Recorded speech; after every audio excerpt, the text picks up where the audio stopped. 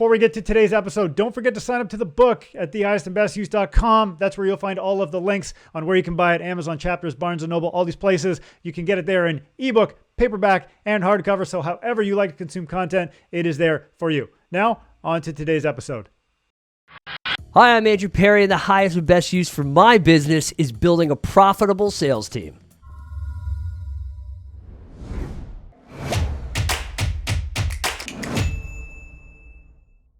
Thanks for tuning into the Highest and Best Use Real Estate Podcast, where we talk techniques to optimize your land, structure, skill sets, and time, as well as the highest and best use principles to make your business more profitable, productive, and efficient. I'm your host, Ryan Carr, reminding you that good deals are found, great deals are created. And my guest today is Andrew Perrie. So excited to have him here. Andrew, Hey, man. He's got a good bio. Sales rep and director with Revel Realty, top 0.8% producer within the National Association of Realtors. And this guy has some of the best branding that I've ever seen in any industry, never mind real estate. So if you haven't seen his stuff, go see his stuff. Andrew, thank you for being here. Topic for today's show. I want to talk about building a profitable sales team and what makes that highest and best use for you. So you've become quite proficient in the real estate industry as a salesperson, as a team builder. So I want to dive into that and how that all functions under the hood. Sure. But in the meantime, just tell us a little bit about yourself. Yeah. So I'm the CEO of a team called the Fine Estates Team. The reason why I use that title and not necessarily a team lead or team owner is exactly what we're going to talk about, you know, and how can I be in the position of my life that I can live that highest and best use for my own self, right? So I'm the CEO of the Fine Estates Team. I'm also a director of recruitment for Revel. We're, the fastest growing independent brokerage in Ontario right now. And I also run an office for them in Niagara-on-the-Lake and an office in Muskoka. Nice. Yes, so sir. Independent, that means you're not part of RE/MAX, you're not part of Royal LePage, you're not part of the big brokers. No. Yeah, Revel Realty started 8.5 years ago. We started with a couple of agents, and the owners, Ryan and Nikki Saravelli, were like, let's grow this thing. Now we have, and no offices, by the way. It's just like Apple, started right out in a garage. And then now we've got 400 agents, and we're about to open our 22nd office. Holy, 400 agents. Yeah. Wow. Yeah. That's awesome. Well, I saw on your Facebook, you guys have, I think it's maybe like the Fine Estates team, like the core. Yep. You got maybe 6 or 8 people in that photo, and you're in this like really cool, gritty like warehouse with the tall warehouse windows and all that stuff. Yeah. The typical trendy Hamilton kind of it's so neat. look. So we're in the Niagara region. Our main office is based out of Niagara-on-the-Lake, but we cover the whole Niagara Peninsula. Yep. So we've got 7 agents within that graph, from Oakville, Burlington, all the way to Fort Erie. Then we got an agent up in Muskoka, and we're constantly growing. Awesome. So let's talk about the market. Where is the market right now as of current? So 2022 was coincidentally our best year, but also it was our slowest, if that makes sense. And what I mean by that is we did majority of our business from January to March. And in Niagara, I don't know how it was here, but in Niagara from April to end of November, it was absolutely dead. We'd have a 5-deal month. We'd have a 2-deal month. We'd have a no-deal month. And I don't ever want to go back into that headspace. But it was still one of our best years. However, it was one of those times that because we grew so fast during the pandemic, we had to really evaluate, did we grow because of our skills or did we kind of get cocky and take advantage of basically a market-driven market? Sure. Right? So it's always a continuous education on our team, and always I'm huge on self-awareness. And that's what we had to do in the last couple of months, is really take a look at our inner selves. And so since then, we've been growing, and we've been using that slow market as a tool to provide and motivate our team to be like, okay, you know what? Maybe the market was kind of driving our commissions. So how can we get back into that skills-based mindset? So how do you take a step back and say, okay, how am I wired internally? What do you do? Yeah. So that's a really good question. I'm glad you asked that, because it's I've only opened up about this maybe on one other podcast. So there was a brief time there. I was, a huge into fitness, play hockey, play golf. I try to take care of myself. But there's a time there from September to November where I was losing control. Maybe not on the outside, but certainly from the inside. We were having our expenses $50K. nothing's coming in. So there's $50K loss a month. Next month, $50K. That's overhead. 45, everything. Overhead expenses, payroll.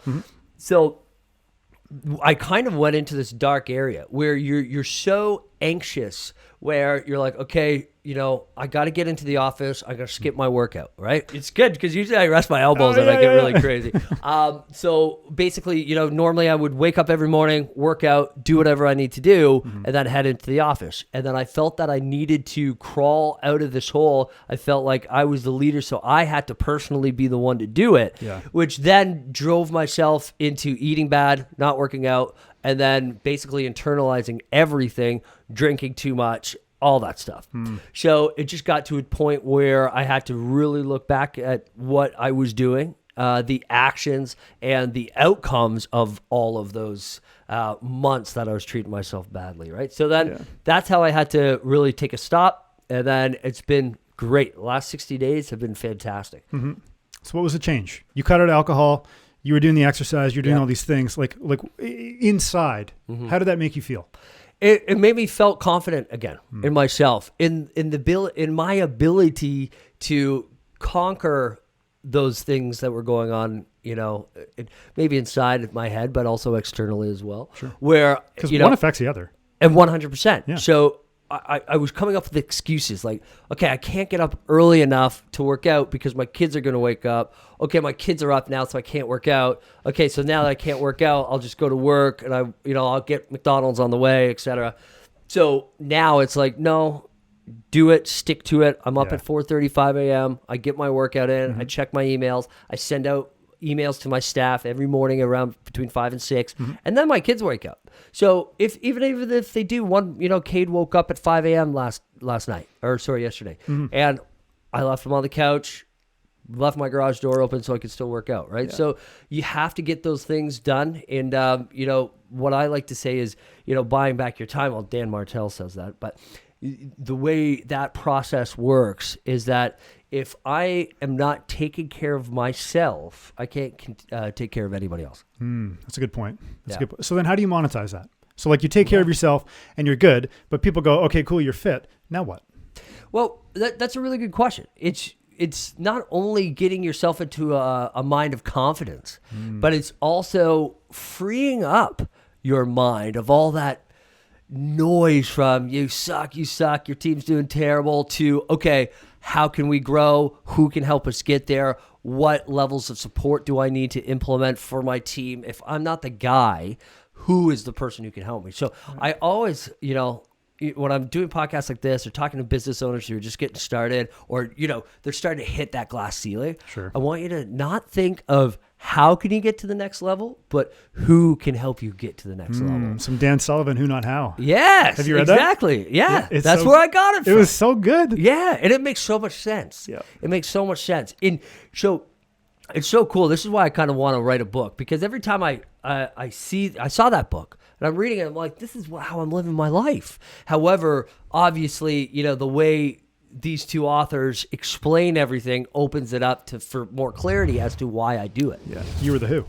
Exactly. Yeah. Yeah. So how do you roll that into a team? What's the importance of a team? So there's a lot of team leaders, and a lot of them that I've interviewed to either come to Revel, open their own brokerage, because I also help people open their own brokerages as well. Yep. So the number one thing is like, well, why do you have a VP of sales? Why do you have a director of ops? Why are you not even the number one person? I will shout her out, Kate Broddick. So she's the number one realtor right now in Brantford County, like 8 years in a row, whatever. But she always says, Andrew, you can make millions of dollars if you just continue to work with your buyers. And I said, yes, but that's not the best use of my time. None whatsoever. What is the best use of your time? Well, exactly. Is this where we're going? Exactly. Absolutely. Yeah. So the best use of my time is to put people in a position where not only do they have more responsibility, they can feel appreciated, but there's also more opportunity for growth for them. So I've got a VP of sales. Her name is Crystal Simon. She takes care of all the sales training, all the accountability sessions, all the one-on-ones, all the team meetings. Then I have director of ops, who's Andrea Lombardo. She takes care of all the day-to-day, all the client care, all the transactions, all the marketing, right? So imagine a team leader who's in control of all of that. Yeah. How do you grow? If your goal is to make $3 million and spend every single day listing properties, watching or touring buyers, submitting offers, that's totally fine. That's what you want to do. But for me, it's to grow into multiple markets. And the only way to do that is to get into those markets and meet people like you. So how do you feel about the people who say, Andrew, it's great to grow the pie, but what happens when you have so much overhead that there's nothing left? How does that affect the margin as you scale? That's a very good question. And it's not something that I ever thought about until I met with a guy named Rick Dillon, who's actually with EXP. And he's explaining to me some of his systems. And he's like, Andrew, I don't want to grow a team anymore. I'm like, why not? I'm like, you have this big team. You're all across Toronto, like Mississauga, downtown, Vaughan. And he's like, yeah, but Andrew, the overhead for just a team alone, even in its best, in complete what's the word I'm looking for, operational perfectness, I guess you could see. There you go. Yeah. You're still at like what, 30%, right? So where his model is it that low? The best team ever, 30%. Probably. Oh. Ours is like closer to 50. And my business coach is probably listening to this and what?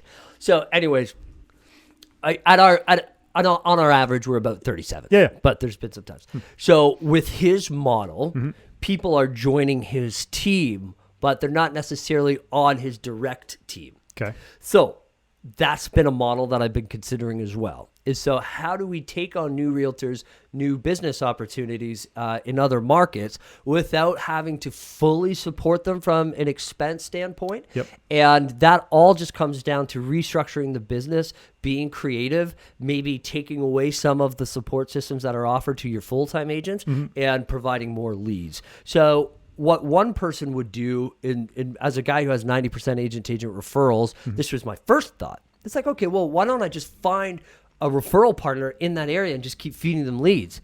Yeah, okay, but those leads eventually cost way more than 25%. Right. So that's what 25% or a quarter percent, the referral fee? 25% of the total sales commission. Okay. So it could be 2%, could be 2.5. Okay. Yep. And then so the cost that it takes to attain those leads.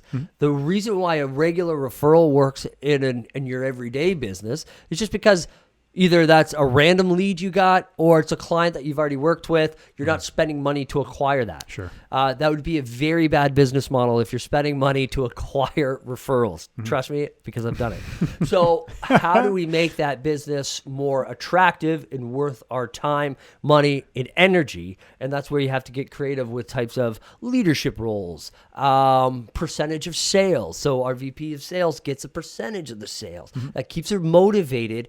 And because she's not transacting. She's transacting. Okay. She is, but she's more of a listing agent now. Gotcha. Right? So that percentage of sales is direct, rising tides floats all boats. So the more that she helps the team grow, the more she makes as well. So it's all about getting creative and finding those ways to, again, cut those margins down because that gets scary. Yeah. So then, like, for the realtors who are out there, they're gunslinging their solo and they're trying to purchase those leads, what do you say to those folks who maybe don't have the back-end support? They don't have the team. They don't have anybody except for maybe the broker that owns the brokerage to lean on. Where do they go? So that's a really good question. So if you're at a position where you're doing 20, 30, 40 deals, you should have probably already hired your first admin. Right. So that's your first step. Great book. I forget who wrote it now, but the book's called Rocket Fuel. Yeah, Gino Wickman. There you go. See, you got all the authors locked in. I read Rocket Fuel, not Traction. I have Traction as well. I'm almost done. Yeah. So the whole idea behind Rocket Fuel is to find that implementer. You're the innovator. You've got to find somebody to implement all of your ideas. Yeah. And that, if you want to break it down to our example here, is that, how are you supposed to do multiple showings? I mean, if anybody's listening to this, I've done it. I've been in a car with one group, and I've got my showings for a next group already lined up. But now group one wants to submit an offer and we're in a busy market, let's say. So, how do you properly service that market? Do the research. Yeah, okay, you could have been prepared before all of that, anticipating that type of an offer situation, but buyers will surprise you sometimes, right? So having that support that you could just say, okay, great, write up an offer for that, do this, do that, that's going to free up your time to focus on growing the sales. Top line sales versus net margin. When you hire an admin, so if you're bringing on a full-time admin, that person might expect to be paid a certain amount. Right. How does that affect your margin, and when does that start to make sense? Okay. So there is no right answer in terms of when does it start to make sense. And the reason why is because if you look at everything I've done, I'm a huge risk guy. Like, I don't even know what we're allowed to say on the show, but my financial... There's no holds barred. You can say whatever you want. My financial guy says, you've got really big balls. Right. Like, wow. So I believe that, because I did it myself, I know how hard and how stressful it is for one person. So there's no right time to invest into admin. But what I will say is that don't think as your admin as a $30,000, $40,000, $50,000 a year expense. Break it down monthly. Right. And say, okay, so this is $2,000, $3,000, $4,000 a month. Is that manageable with the business that I have right now? Okay, yes, great. Let's hire her. If I do this type of an investment, I'm not good at math or numbers, but let's just say it was $1,000 a month.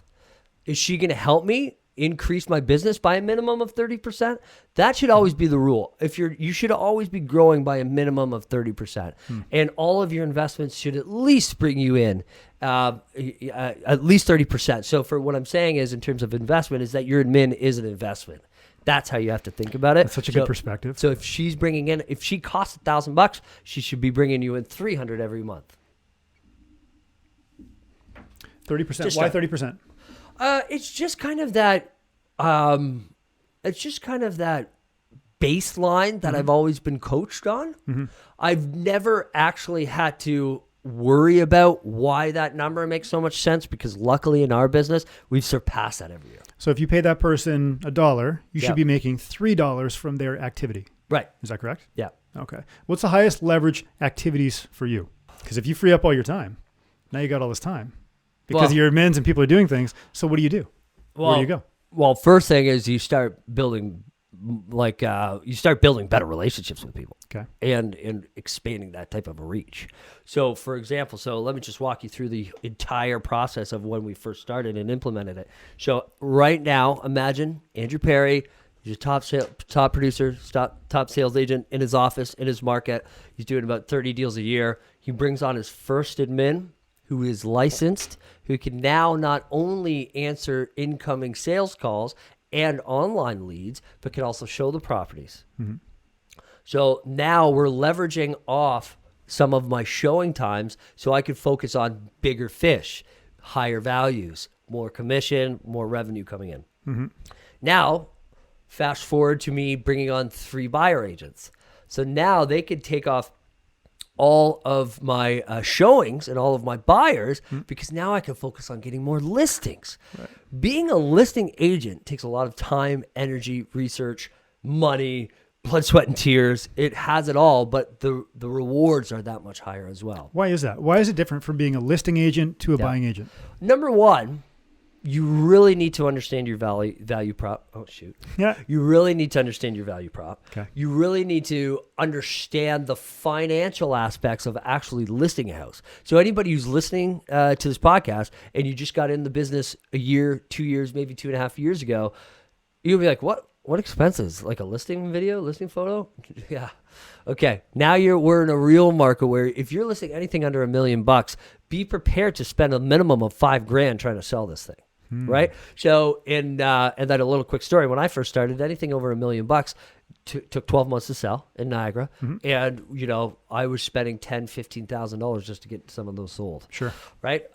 So when you break it down, not only do you have to be prepared on so many other aspects, but finding a listing is just that much harder than finding a buyer. Is that competition based? Yes. There's 75,000 realtors in Ontario? Is that right?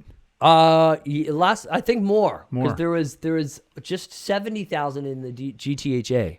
Maybe okay. So maybe that's the stat I saw. Yeah. So there's multitudes of reasons why a listing agent has more work to do. Number one is because the listings are few and far between compared to buyers. Okay. There's way more of them. Now, also, if you are not that number one agent in your area, or if you're new to that area, you're probably not going to have a lot of market share, a lot of signs in the ground, and you're going to be going up against, Rob Golfy, Peggy Hillenberry. I'm not sure who the big one out here is. You're going to be going up against these people, regardless if they're interviewing or not. Mm-hmm. So that's the biggest thing is you got to spend time door knocking, meeting people, going to events, right? But why? So Andrew, if that takes a lot more work, why would you get out of selling buyers to go, just work on listings? Mm-hmm. And that's the old saying, list to last. So you get leads from it, you get marketing opportunities, you could door knock the area. There's so much more that comes out of one listing than what comes out of one buyer. That sounds like a highest and best use opportunity. Right. Absolutely. Okay, so break that down because that's really interesting. I've never actually heard that. Yep. So when you list a house, you get the open house and you get the buyers and then you get the seller itself and the seller referrals. Like how does that all play out and why does that matter? It matters because you're looking for, again, the highest and best use of every minute, every hour of your time. So if a buyer, great, you meet a buyer, you show them some properties, it could take you one property, it could take you 100. Trust me, I've been there. It's taken me a year just to sell one buyer. Now with the seller, okay, the house could stay on the market for a year. However, you still have that marketability. You can use it in ads. You could use it, realtor.ca. You can get these leads. You could go door knocking and you have something physical. Now, that's not to say I've learned from some coaches that buyer agents can just take random listings. We don't really do that. I don't think we've ever done that. You can take a random listing and door knock the area and say, hey, have you noticed this house that's just got listed around the corner, et cetera, et cetera. However, we don't do that. We do it with our own listings so that we could show off the marketability of our listings.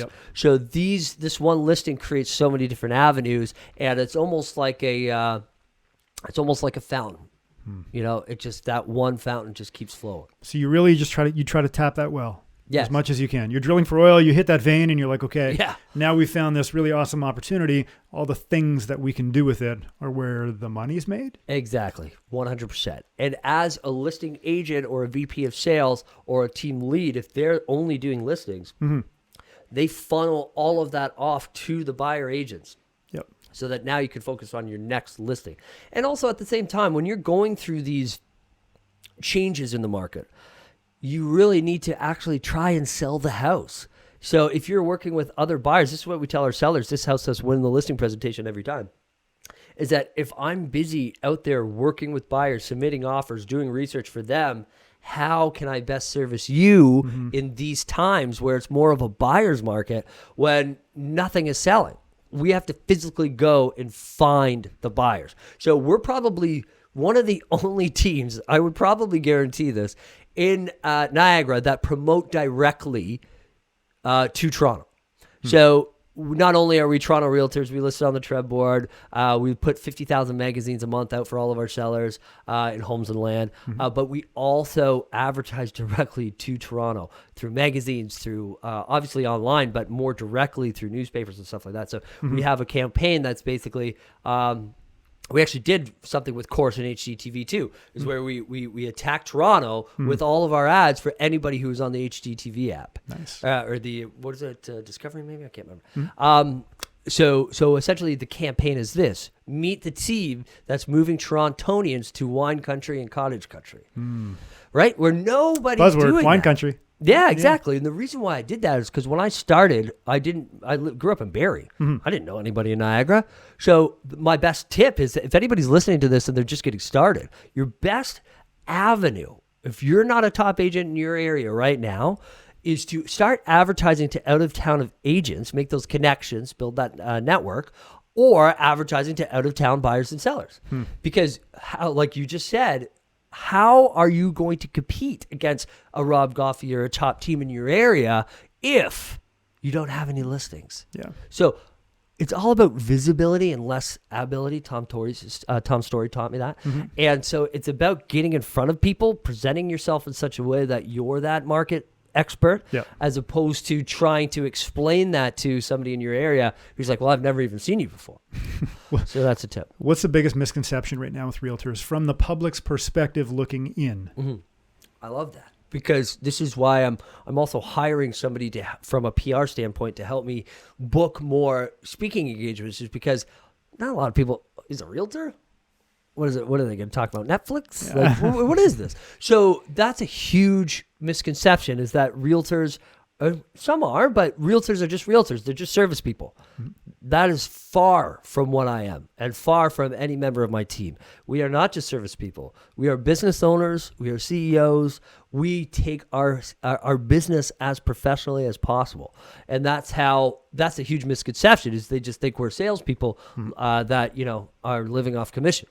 Yeah. But what does that mean, though? Like, if you really break it down, if somebody's looking in and saying, oh, realtor, they probably go for wine 3 days a week in the afternoon and they drive a nice car that they can't afford, right? A lot of people, like, from the outside perspective, that's what a lot of people think. I agree. Right? So when you guys go out to market and you say, this is why our team is so good, or this is why our team can produce, like how do you bust that? How do you bust that trend? I think it's just right down from, as soon as I talk to somebody, we get their address, we send them a little welcome gift, right? So there you go. You're setting that professional tone, that client service right from the very beginning. When we meet them, we have a full-on seller's guide that we lay out right in front of them.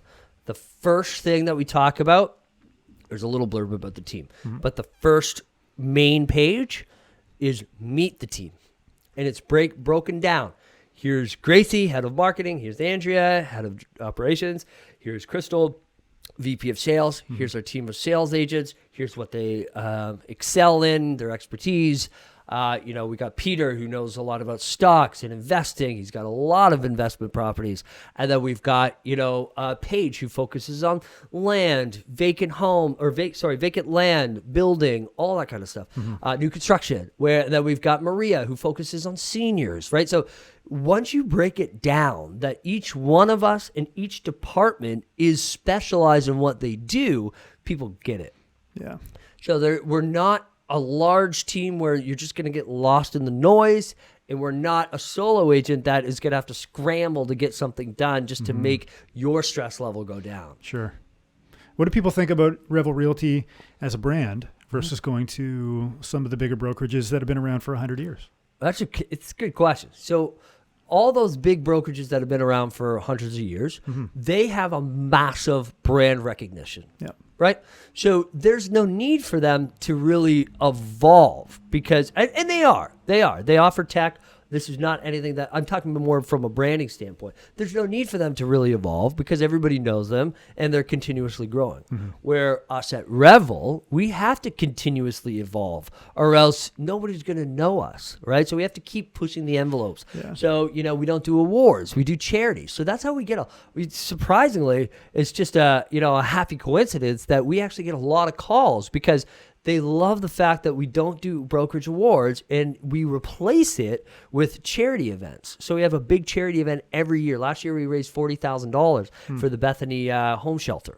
So people see that and they want to be a part of it. It's pretty neat. Yeah. It's pretty neat. I like that. So would that person that would theoretically win that award for that year, or that term, or that month, or whatever, be like the poster child for the sponsorship event, or how would that work? No, there's no awards at all. Oh. Yeah. No, but I mean, you're doing charity events. Oh, so, are any agents tied into the charity event, or it's branded as Revel? Yeah, it's branded as Revel. Got it. However, it is highly encouraged. So we're huge on attracting our tribes. As the director of recruitment, could I have signed up 10,000 people in the last 4 years? Probably, if I really wanted to. But the way we pitch ourselves is it's very relationship-based, culture-based. Yeah. We have a lot of we have the same tech as Remax or Royal Page. We offer CRMs. We offer websites. It's not about that. It's about the culture. Yeah. So by the time we've ended our presentation, we don't do outbound calls. So the people who've actually got into the presentation, they're usually already won. So by the end of my presentation, it's really like, what's the next steps? Well, you can sign the contract, or You or could not. Yeah. And I had an 87% close rate last year. That has nothing to do with my ability to close anybody. It has everything to do with the brand is attracting their own tribe. Yeah. And it's going to weed out the people who only want capped brokerages. It's going to weed out the people who want revenue share. It's going to weed out the people who want these global, which we are starting to get globally recognized, but those big, blue chip brands, so to speak. Rev share. How do you guys split commissions in a multi-layer team? That's a good point. So we're pretty traditional, especially Revel. Revel is 70-30, 80-20, 90-10, depending on your production. What does that mean for people listening? Yep. Okay. So if you're a realtor and you're just basically starting out, you start out at a 70-30 with us. The reason being is that within that 30%, you get 27 live Revel Ed classes going on throughout the year.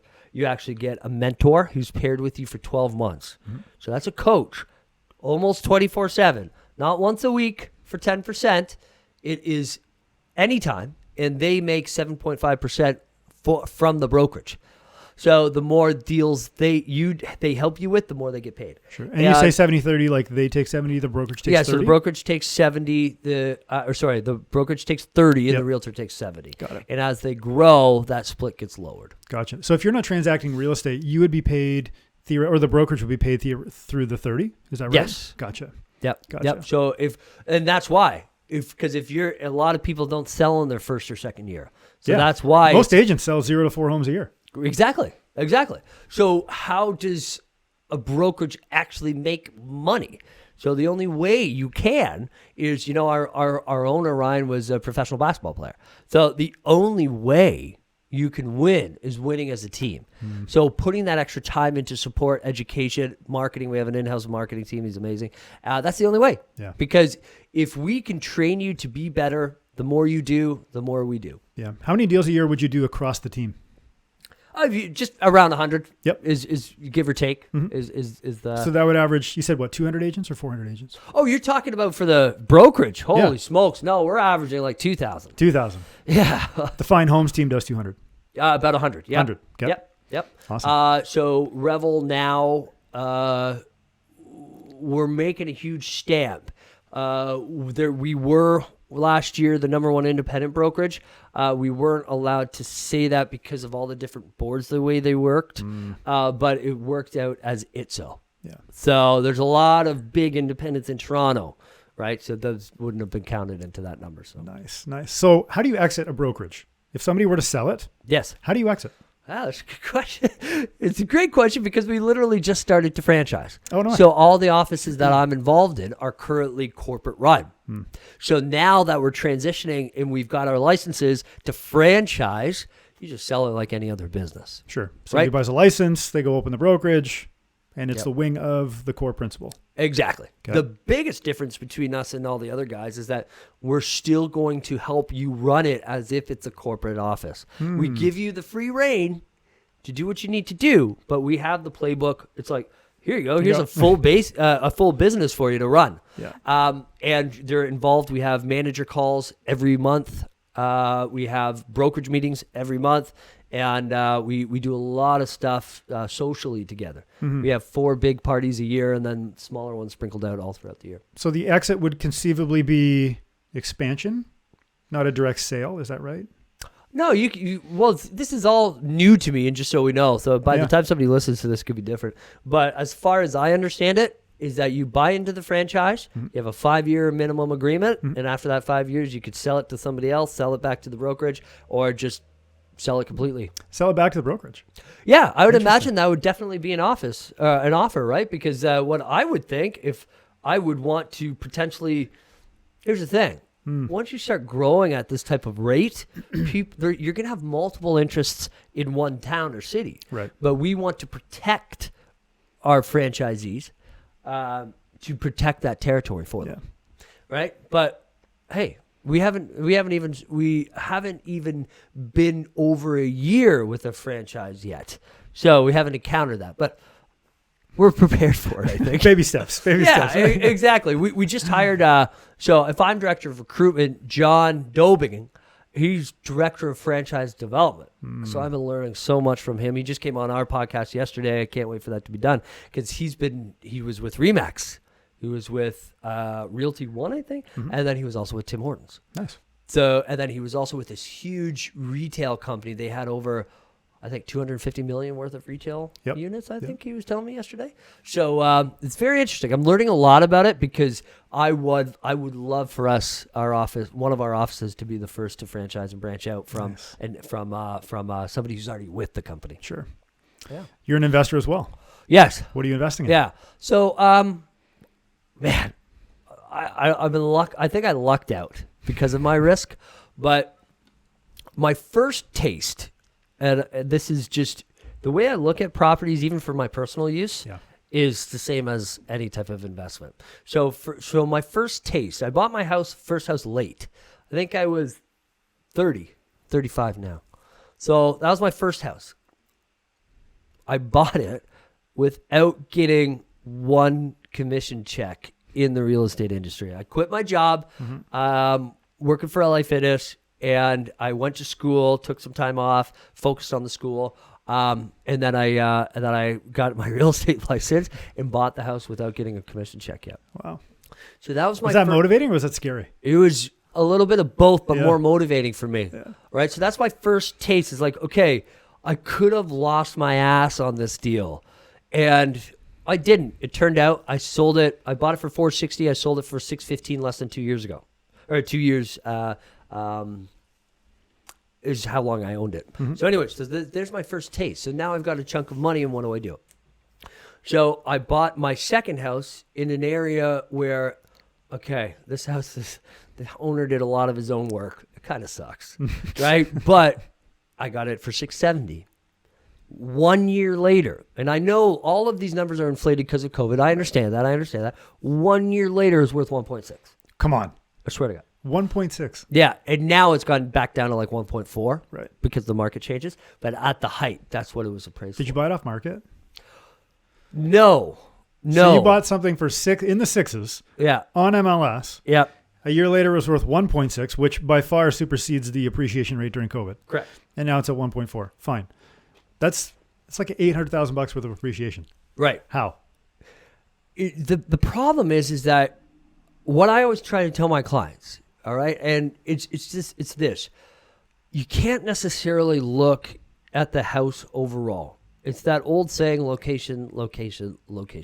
If you're in Niagara-on-the-Lake and you find something under $1 million and it's got over 2,000 square footage, fucking buy it. Like, what are you doing? Buy it. So I understood that. I didn't know I was going to make $1 million on it, but as long as the house is structurally sound and you have the means to put a little work in it over time, then just do it. Especially if you don't have a $2 million budget to be in the town that you want. So you have to be smart about it. Like, you can't just say, okay, a house in Welland is ever going to bring me that return. If anybody knows where Welland is, it's outside of Niagara-on-the-Lake. You have to really work with a good realtor or a good investor who knows the market. Sure. Even obviously, we could have never expected $1 million appreciation in just over 12 months. It was actually like 14 months, by the way.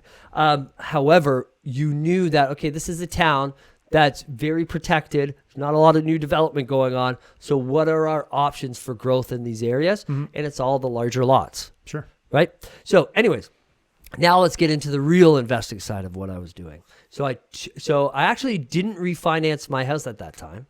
I used additional money that I had to buy my first fourplex. This is Bridge Street, Niagara Falls, $540,000. And this is 2020. Before COVID is when I bought it. Yeah, so before COVID is when I bought it. 540. No, I'm sorry. COVID was already out for a year. Who knows? Who knows, yeah. So bought it for 540.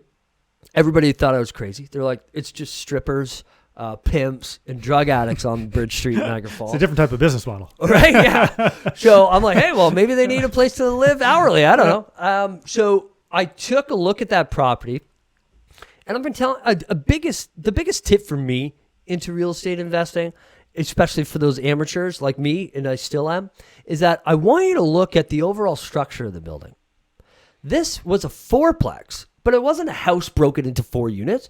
It literally looked like a cube. It looked like a mini apartment. those types of curb appeals, they are going to return your investment huge, because not only for accessibility reasons, people have privacy concerns where, okay, I've got my own little unit, I've got my own door. Okay, yes, there is a shared staircase, but door here, we're all separated and it looks nice. Yeah. And to me, I thought like, wow, that looks like a mini apartment building to me. So it worked out. Mm-hmm. I put $13,000 into unit 1. The rest, I didn't do anything. I had a lot of plans. Said, I'm going to redo the staircase, repaint the building, this, that. Never did it. Why? Because I put it back on the market, sold it for $925. So we made $400,000 on it, and that was in 11 months. Yeah.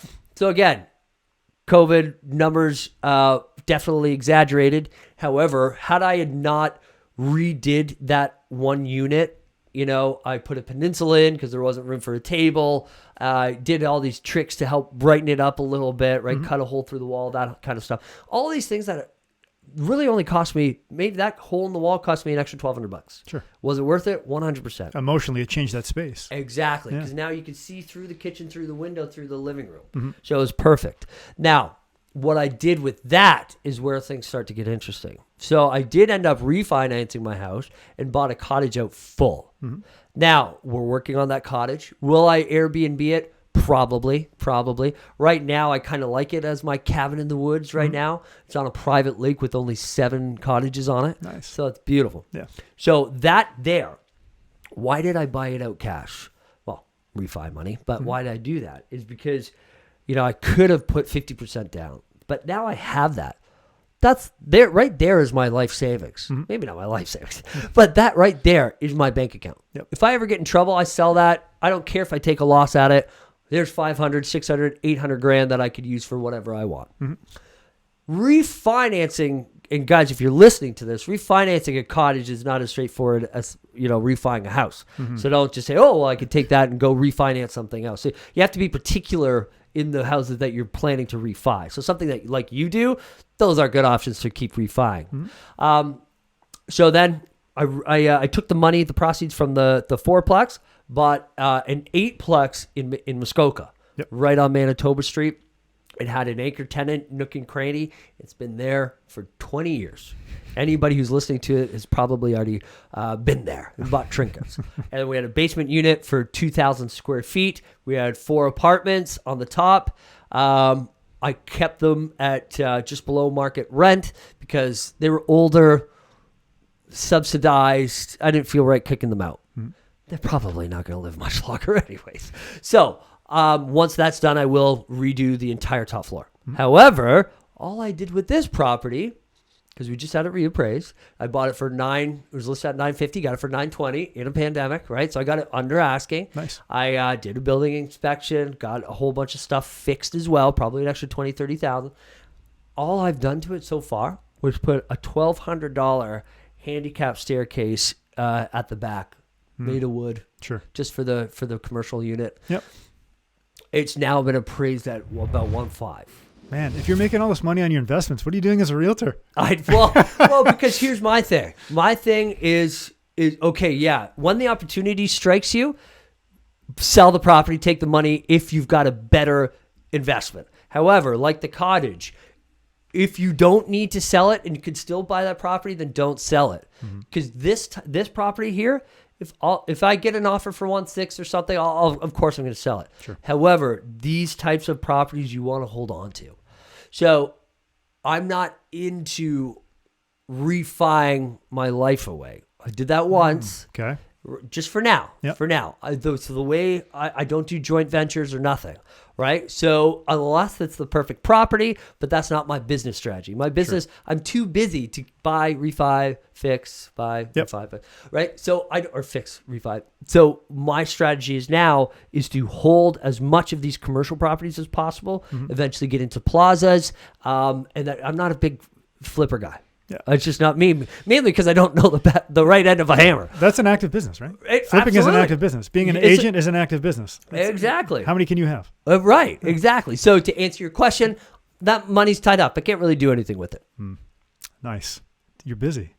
Very busy because we got 2 podcasts. We're working on a show. We met with Course to potentially pitch to work on a pilot. We got so much stuff. I'm going to Austin, Texas to speak for 4 days. I just got back from New York from speaking for a couple of days. So it's a busy business to be in. However, it's one of those ones that provide you that type of freedom to be able to do the things that you want to do in terms of, having fun, making fun of the business and not just working in the business. If we could wrap up with this, if you could teach somebody to think the way that you think, either as an agent or as an investor, how would you do that and why? I think you just have to take the risk and if you want to be calculated, obviously, right? But I think you just got to take the risk. How many people, that are agents listening to this, my clients want to wait till the market crashes. Okay, well, what about you? Why aren't you buying? Well, there's got to go down sometime. You have these conversations in your head all the time. Just because if the deal makes sense, you just take the risk and just do it. And it's the same thing in your business. If you're at that ceiling, you need to take the risk, hire somebody. It will pay off. If you're as busy as you think you are, it will pay off just by taking that investment in your team. Love it, man. Thanks so much for being here today. Yeah, from this side of the mic, hearing the way that you speak, your energy about being an agent, operating a brokerage, being part of that whole growth mindset, and then also being the active investor on the other side of the table. So you're kind of playing both sides. It's been really inspiring. So from me to you, thank you for being here. I appreciate that, man. Thank you so much. Thanks again for listening to the Highest and Best Use podcast. Don't forget to sign up to the book at thehighestandbestuse.com. I'm your host, Ryan Carr, reminding you good deals are found, great deals are created. Like, share, follow, and subscribe, and we will see you on the next episode.